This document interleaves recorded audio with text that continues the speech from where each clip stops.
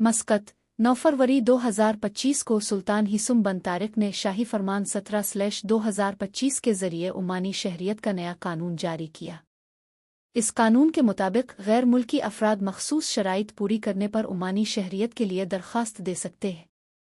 दरख्वास्त के लिए शराइत: 1. मुस्तकिल और कानूनी रहाइश। दरख्वास्त दहिंदा ने ओमान में कम अज़ कम 15 साल तक कानूनी और मुसलसल रहाइश इख्तियार की हो।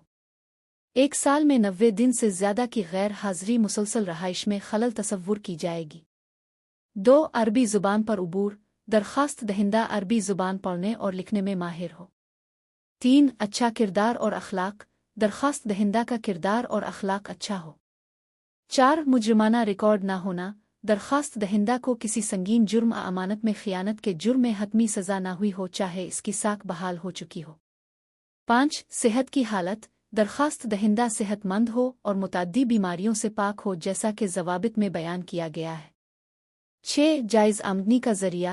दरख्वास्त दहिंदा के पास जायज़ आमदनी का ज़रिया हो जो इसकी और उसके ज़ेर कफ़ालत अफराद की ज़रूरियात को पूरा कर सके। 7. पहली शहरियत से दस्तबरदारी। दरख्वास्त दहिंदा तहरीरी तौर पर इस बात का ऐलान करे कि वो अपनी मौजूदा शहरियत से दस्तबरदार होना चाहता है और किसी दूसरे मुल्क की शहरियत नहीं रखता। मज़ीद बरह नाबालिग बच्चे अपने वालिद के मुताबिक ओमानी शहरियत हासिल करेंगे अगर वो ओमान में पैदा हुए हों या उनकी मामूल की रहाइश ओमान में हो। दरख्वास्तें वज़ारत दाखिला में जमा कराई जाएंगी, जो उनका जायज़ा लेकर ज़वाबित के मुताबिक फ़ैसला करेगी। वज़ारत किसी भी दरख्वास्त को बग़ैर वजह बताए मुस्तरद करने का इख्तियार रखती है।